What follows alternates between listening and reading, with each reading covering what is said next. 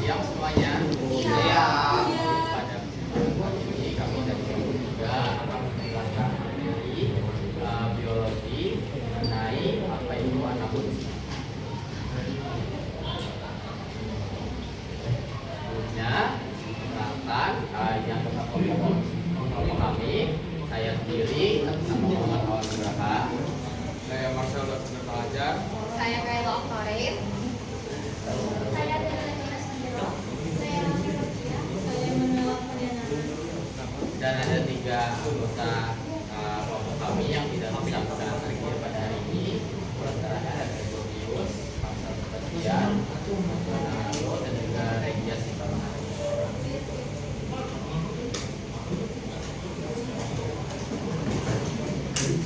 Baik, kita langsung saja lanjut ke pengertian apa itu anabolisme. Jadi anabolisme merupakan proses asimilasi yang menyusun beberapa senyawa yang tadi sederhana menjadi senyawa kimia kompleks. Tadi kan sudah dijelaskan juga kalau anabolisme itu kan penguraian, kalau anabolisme ini dia merupakan proses penyusunannya, penyusunan senyawa-senyawa kompleks dari senyawa-senyawa organik sederhana. Nah, proses ini juga berlangsung dengan menggunakan energi dari luar dalam berupa energi cahaya maupun energi kimia. Jadi pada anabolisme ini yang kita ketahui semakin lancar metabolisme tubuh kita, maka semakin lancar juga terjadinya proses pembakaran kalori, sehingga kita juga semakin sehat juga.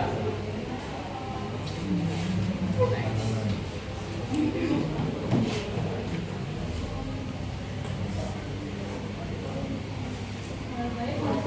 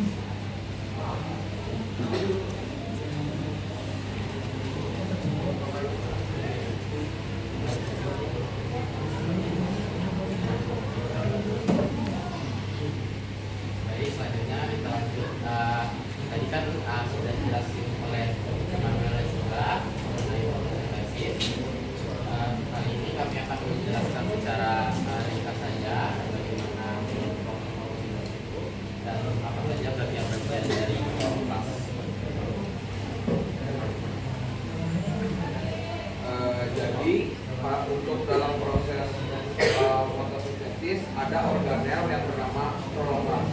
Organel inilah yang berperan di dalam proses fotosintesis. Jadi bisa kita lihat ini adalah kloroplast. Lalu di dalam kloroplast terdapat sebuah cairan yang namanya stroma.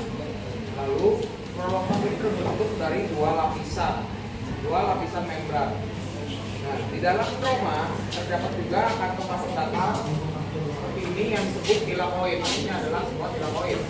Lalu kantong tilakoid ini kita sebut sebagai grana. Dan proses fotosintesis juga berlangsung di dalam dua tahap reaksi, yaitu reaksi terang dan juga reaksi gelap. Pertama-tama, untuk reaksi terang berlangsung di dalam membran tilakoid, yaitu di membran tilakoid. Dan juga pada reaksi ini terjadi jika ada cahaya, dan warna cahaya yang paling efektif diserap oleh klorofil yaitu merah dan biru. Pada membran tilakoid terdapat fotosistem yang tersusun atas pigmen-pigmen seperti klorofil A, klorofil B, dan juga karotenoid. Jadi di dalam lapisan tilakoid ada klorofil A, klorofil B, dan juga karotenoid. Lalu reaksi ini menghasilkan ATP dan NADPH2. Nah, kedua senyawa tersebut akan digunakan pada reaksi gelap. Lalu kita akan bahas selanjutnya pada reaksi gelap. Reaksi gelap atau yang kita sebut sebagai Silvus Calvin terjadi di dalam stroma, yaitu cairan yang ada di dalam klorofil ini. Lalu Silvus Calvin juga berlangsung di dalam 3 tahap. Tahap yang pertama yaitu fiksasi, tahap kedua reduksi, dan tahap yang terakhir regenerasi atau di dalam bentuk sintesis.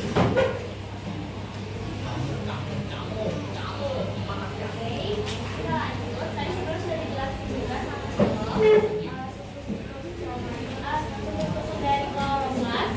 Jadi kloroplast ini itu adalah salah satu bagian tumbuhan yang dimana menjadi tempat berlangsungnya fotosintesis. Nah, kloroplast sendiri itu terdapat dalam tumbuhan dan gagal yang membuat kekal sendiri atau autotrof pada fotosintesis. Kloroplast pada saat melihat biasanya paling banyak terletak di jaringan mesofil daun. Nah, dapat dilihat di sini yang strukturnya. Dalam kloroplast itu ada membran luar dan membran dalam. Nah, membran luar itu seperti pada mitokondria, membran luar kloroplast mengandung protein bernama porin dan bersifat fermentabel juga berbarisan kecil dapat masuk dan keluar dari kloroplast. Membran dalamnya itu ada berada di bawah membran luar dan dipisahkan oleh ruang antar membran. Lalu untuk tilakoid sendiri itu terdiri dari struktur transuktivit yang membentuk sistem tilakoid. Tilakoid ini memiliki fungsi sebagai pusat reaksi terhadap terang selama berjalan fotosintesis untuk menangkap sinar matahari. Tilakoid juga di dalamnya mengandung klorofil yang memiliki tanggung jawab terhadap penyerapan cahaya serta berbagai reaksi kimia. Lalu ada stroma seperti yang dijelaskan sama Sheila tadi. Jadi masuk dalam stroma itu sebuah ruang yang dalamnya berisikan cairan disertai tilakoid dan memiliki fungsi sebagai tempat untuk terjadinya reaksi gelap dalam proses fotosintesis atau Silvus Calvin. Lalu ada granul. Dalam kloroplast bekerja sama sebagai satu kesatuan dan dihubungkan satu sama lain oleh terowongan kecil di bagian bawah tumpukan tilakoid yang disebut stroma tilakoid. Granul berkontribusi pada luas permukaan kloroplast yang besar. Mereka membantu menambah luas permukaan tilakoid jika mereka granul dan granul bekerja untuk meningkatkan luas permukaan tilakoid dan membantu menyerap lebih banyak cahaya ke dalam klorofil. Nah, untuk reaksi kimia ini untuk yang pertama-tama tuan akan menyerap namanya CO2 atau yang biasa kita kenal sebagai karbon dioksida, lalu tambahkan dengan H2O yaitu air, dan melalui proses fotosintesis dengan menggunakan cahaya dan melalui klorofil maka akan menghasilkan C6H12O6. fenomenal atau yang dikenal sebagai glukosa, dan dari proses fotosintesis inilah terjadi pelepasan berupa 6O2 yaitu oksigen. Jadi pada proses fotosintesis kita mengubah karbon dioksida tambah dengan air diubah menjadi glukosa dan oksigen sebagai pelepasannya dari hasil fotosintesis tersebut. Baik, kita lanjut ke kemosintesis. Jadi kemosintesis itu merupakan sintesis karbon dengan bantuan energi kimia. Di dalam kemosintesis ini berkaitan dengan bakteri nitrifikasi, yaitu kelompok bakteri yang mampu menyusun senyawa nitrat dari senyawa amonia yang pada umumnya berlangsung secara anaerob di dalam air. Nah, dalam proses nitrifikasi ini berlangsung dalam dua tahapan. Yang pertama ada nitritasi, yang kedua ada nitratasi. Jadi untuk nitritasi ini merupakan oksidasi amonia menjadi nitrit oleh bakteri nitrit. Proses ini dilakukan oleh kelompok bakteri Nitrisomonas dan Nitrosomosus.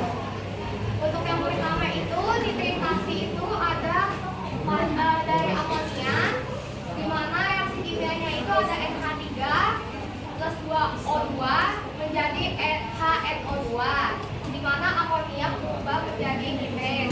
Yang kedua itu ada nitratasi, itu oksidasi senyawa nitrit menjadi nitrat oleh bakteri nitrat, yang di mana proses ini dibantu oleh kelompok bakteri Nitrobacter, di mana reaksi pada nitrasi dari amonia ini ada HNO2 plus O2 menjadi HNO3, di mana nitrit mengubah menjadi nitrat.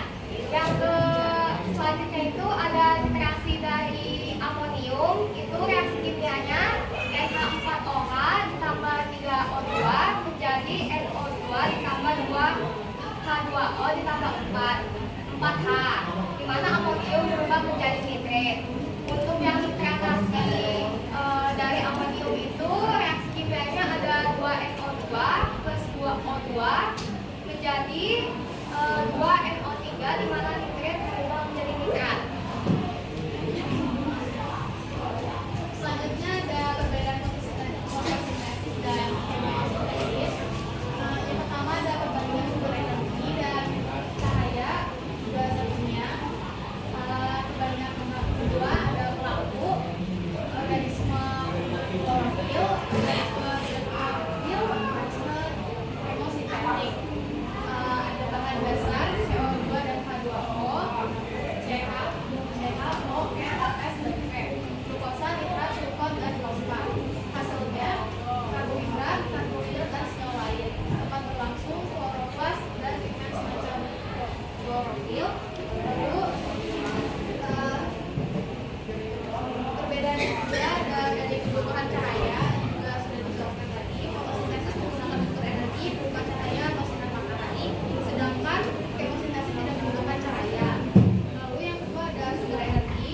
Fotosintesis dilakukan dengan sumber energi cahaya yang dipancarkan oleh matahari, sedangkan kemosintesis dilakukan dengan sumber energi kimia yang dikeluarkan oleh hidrotermal di laut dalam. Lalu yang ketiga ada perbedaan ukuran dan pigmen. Organisme yang melakukan fotosintesis memiliki pigmen fotosintesis, sedangkan organisme kemosintesis memiliki pigmen. Yang terakhir ada kebutuhan akan oksigen. Fotosintesis tidak membutuhkan oksigen, sedangkan kemosintesis membutuhkan oksigen dan tidak membutuhkan oksigen. Jadi ada perbedaan fotosintesis dan juga kemosintesis. Untuk yang pertama, kita memiliki 5 pembanding untuk perbedaan dua hal ini. Untuk fotosintesis, sumber energinya, fotosintesis memerlukan cahaya dan kemosintesis memerlukan zat kimia. Dan untuk yang kedua yaitu pelaku fotosintesis, pelakunya adalah organisme yang berklorofil, sedangkan kemosintesis adalah organisme yang tidak berklorofil, yaitu organisme kemosintetik. Dan yang ketiga yaitu bahan dasar.